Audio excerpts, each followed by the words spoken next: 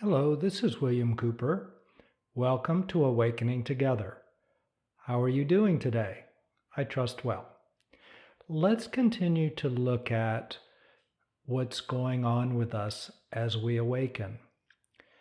I don't know if you've been around an awakened being, maybe a saint you could call them, where their energy of bliss is so radiant that it almost knocks you over. It's palpable. You almost have to sit down. Sometimes you have to lie down on the ground. It's that strong. That's the same energy that is your being as well. And it's running through your body as well. And it's right here, right now. How is that energy being used in your body? Well, let's take a look. Close your eyes and just notice the energy in your body. Some of it's being used as tension, perhaps. Feel your shoulders. Maybe there's tension there, or your stomach, or your forehead, or some other place. That's your awakening energy. It's just been snarled and tightened into tension. Perhaps you feel emotions. That's energy too. Notice the energy in emotions. If you happen to be very angry or anxious or fearful or hurt, that's a lot of energy. Don't change it. I'm just saying that's a lot of energy. You have a lot of energy running through you. And that's just how it looks today. So maybe you've got pain in your body. That's a lot of energy too. So take a few moments with your eyes closed, or open if you want, and just notice the energy that is within you.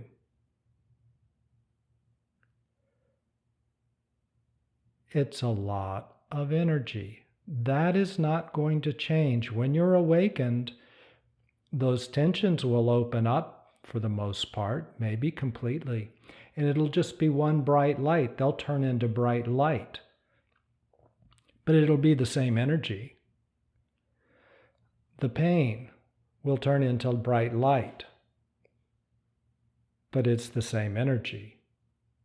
Perhaps you feel boundaries around you that make you different than the tree in front of you, or the wall in front of you, or the desk in front of you, or whatever your surroundings are right now. You feel a distinction. I'm here and everything else is there. Well, that's a kind of attention too that takes energy. You have to manufacture and maintain that boundary. Oneness, of course, is when those boundaries disappear and there's a free flow. There is no me or you, or me and the wall. When I look at the wall, I am the wall. When I look at the tree, I am the tree. And I'm all the energy of the tree. When I'm walking on the ground, light comes through the ground, and I'm animated with an explosive light that runs through my body.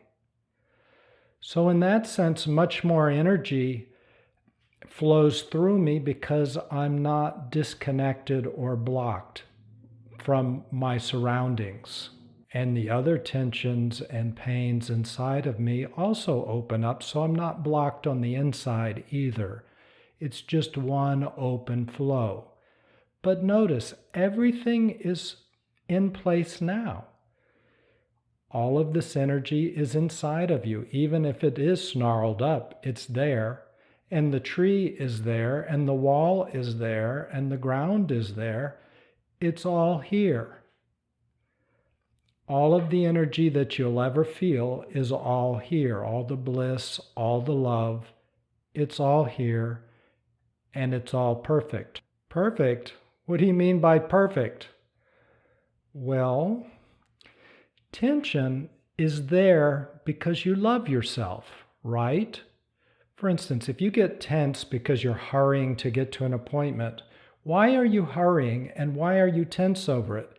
because the appointment is important to you and you love yourself, so you want to get there on time. You want to make a good impression or get that job or complete that task. Why?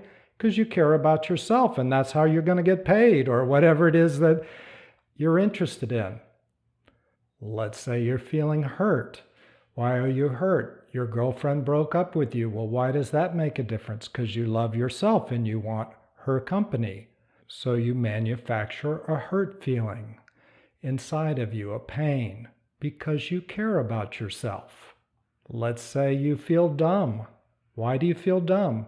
Well, because somebody that you loved said that you were dumb, and you knew that they would only love you if you agreed with them. So you decided to treat yourself in a way where you disparaged yourself because you love yourself. Yes, I know it's maladaptive, but in a strange way, it can feel good that you feel bad, because at least it's a sign that you love yourself. You're doing these bad things to yourself because at one time in your life, you felt like it was a good thing. But now in your life, it no longer serves you. And that's why you're starting to sit still and let these things unwind.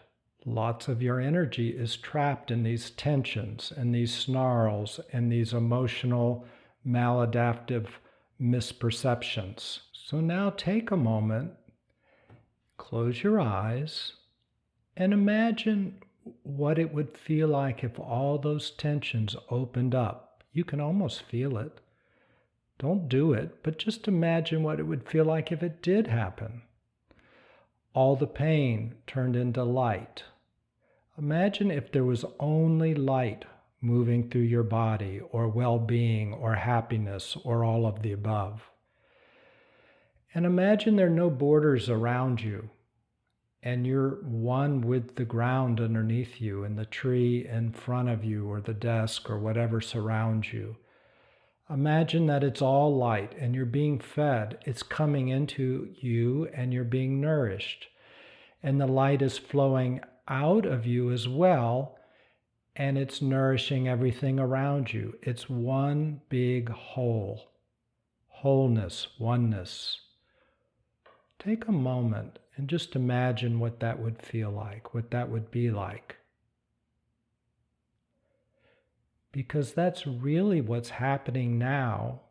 It's just that sometimes we're distracted by the pains and all the thoughts and the dramas going on in our head and within our body that we don't notice. This is what's happening. And maybe it's time to let go of these snarls. That's called awakening. And that's what you're in the process of doing because you're listening to these podcasts. In the next podcast, I'm going to do a short guided meditation working with all of this, so we'll get to it a little bit more deeply. But for now, I'd like you to just wonder and experiment. Can you find a tension in your body or a pain? And do an experiment, or a hurt, and see if you push it to the side, does it go away? Or if you kind of get mad because it's there, does it go away? If you ignore it, does it go away? No. Maybe it even gets worse and stronger. Willpower has no good effect on it. At best, it can manage it. It can shove it to the side or push it away, which sometimes is necessary when you have a task at hand.